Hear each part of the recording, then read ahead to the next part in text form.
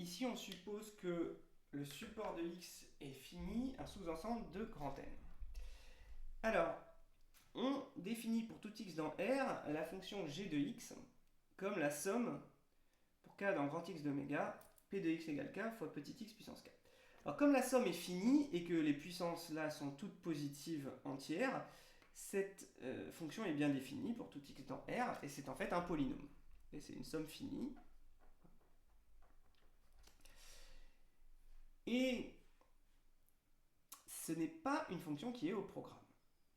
Mais quand ça tombe au concours, on a l'impression qu'il faut l'avoir déjà vu parce que les premières questions sont toujours calculer g de 1 et faire le lien avec l'espérance de x. On a l'impression que c'est des questions banales, en tout cas dans l'esprit des concepteurs.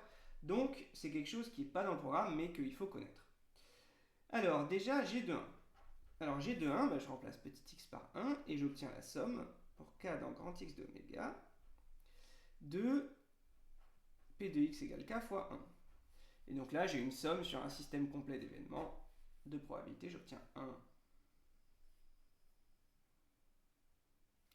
Maintenant, faire le lien entre g' de 1 et l'espérance de x. Je vais déjà calculer g' de x pour tout x dans R. Alors, je vais dire que g est dérivable, puisque c'est un polynôme.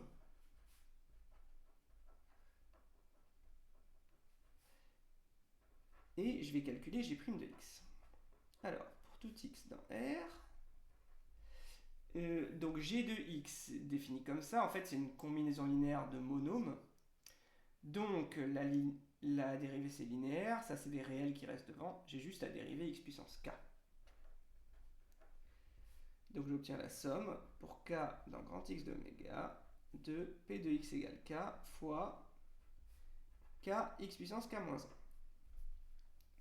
Maintenant je remplace x par 1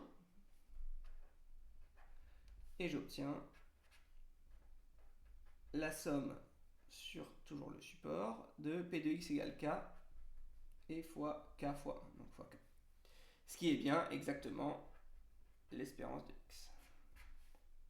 Voilà. Donc cette fonction qui s'appelle la fonction génératrice de x n'est pas au programme, mais c'est bien de la connaître. Il faut savoir aussi qu'on peut définir une fonction génératrice lorsque le support est infini, par exemple pour x d'oméga égale grand N ou grand N étoile. C'est un peu plus compliqué dans ce cas-là. Il y a la question de convergence de la série, et puis la question aussi de l'existence de l'espérance de x, et du fait que g, la fonction g, est-elle dérivable ou pas. Ça aussi, ça peut être un point délicat, puisque c'est défini comme une somme infinie, cette fois-ci. Voilà des choses qu'on pourrait être amené à étudier, mais cette fois-ci, ça prendrait un exercice assez long.